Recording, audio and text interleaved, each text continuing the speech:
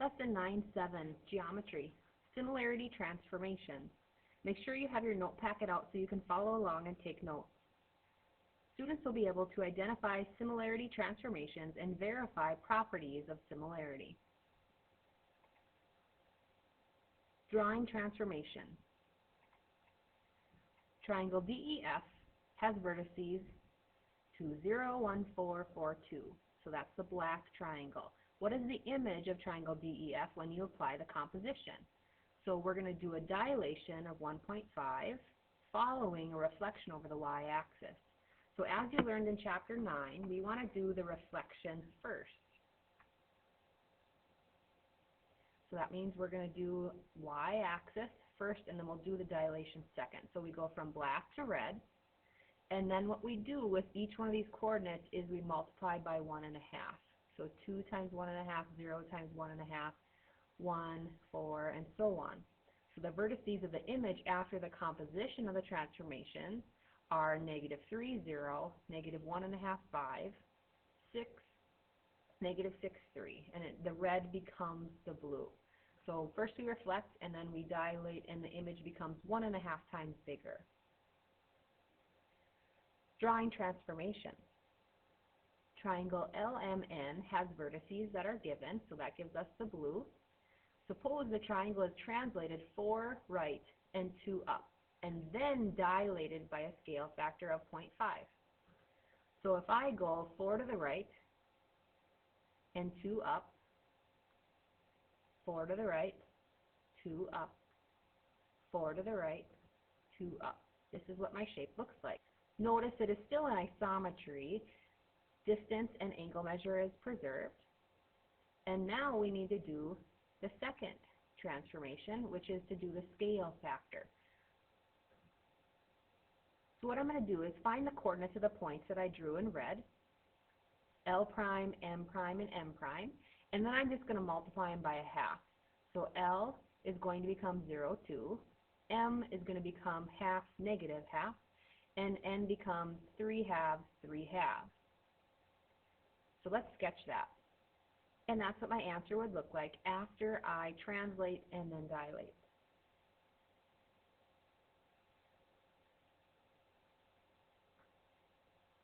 Here's the next slide. What is the composition of rigid motions and a dilation that maps triangle RST to triangle PYZ? So I start on this triangle and I go to this triangle over here. So let's say we start at black and we go to purple. So here's my first step. I'm going to write out what I think the coordinates are. So the black, R is 1, 1, S is 1, 3, T is 3, 1. Make sure you write those down. Y is -2, -6. P is -2, -2. Z is -6, -2. Again, these are the purple. So we have to figure out which ones correspond. So I know that P and R are going to be corresponding angles.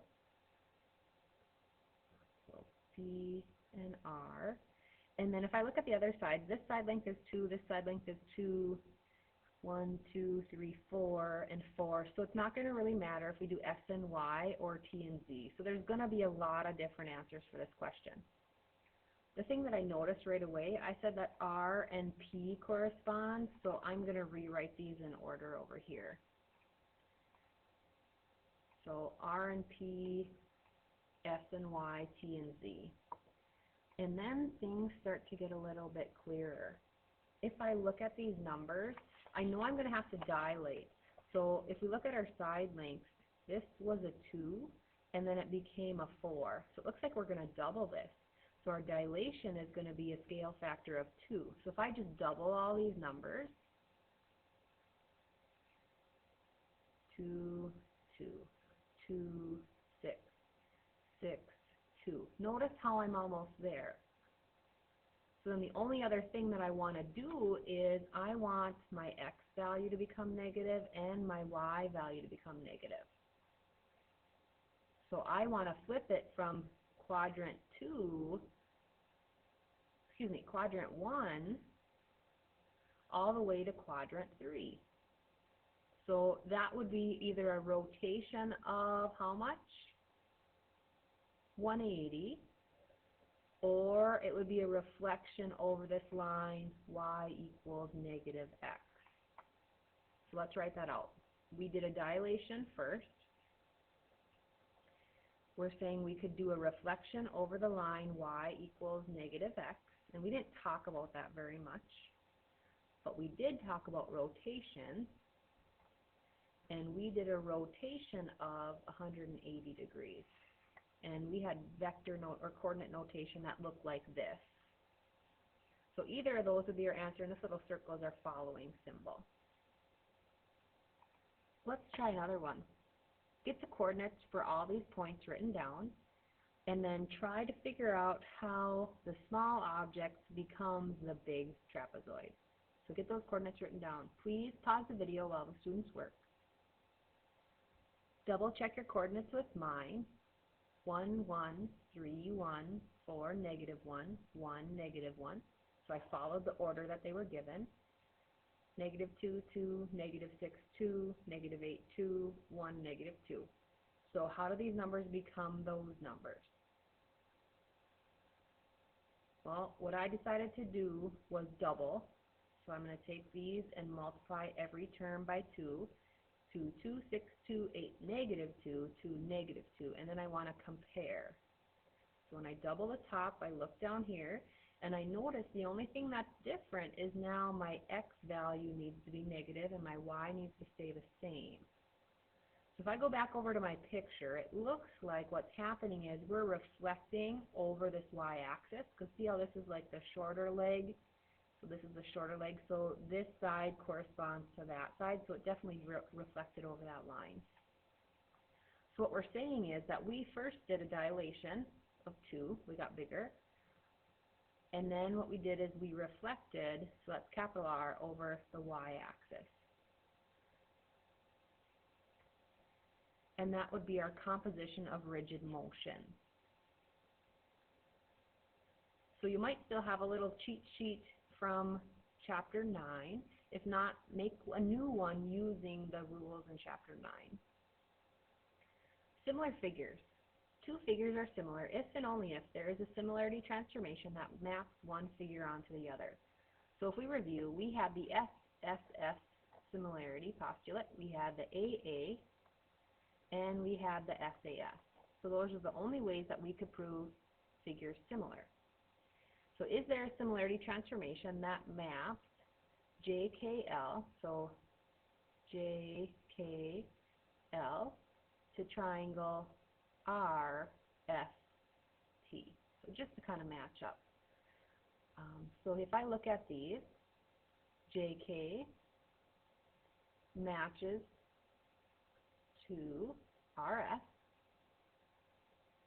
JL matches to 20, and then the 12 would match with the 16. So I'm double checking, does this proportion work? So right away, 10 over 12 is 5 over 6, and then 5 doesn't go into 16 and it doesn't go into 12. So I'm going to say that no, there is not, because that statement of proportionality does not work.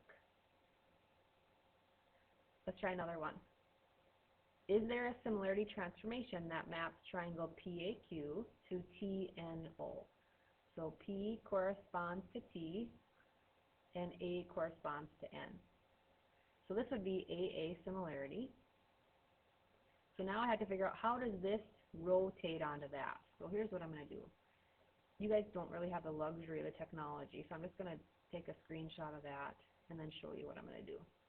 So if I take this and put it here, what we're trying to do is measure the angle from here to there, because that's how much this thing is going to rotate to get up there.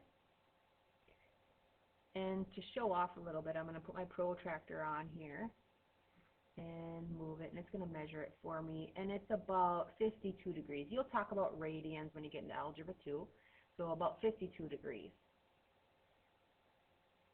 The next thing I need to do is figure out if this dilated. Well, it looks like it got a little bit bigger. So again, I'm going to get fancy on you.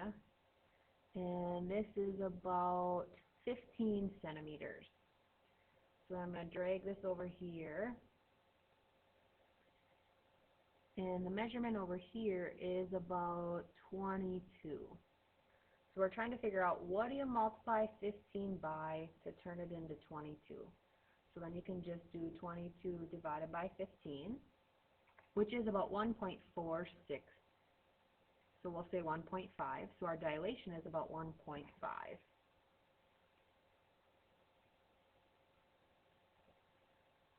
In this case, it's not going to matter if you do your rotation of 52 degrees first or your dilation first. And probably I'm not going to give you one where you have to use a ruler and a protractor to figure these out. It's just going to be kind of an estimate on what you think. This concludes the lesson. The last slide is a repeat.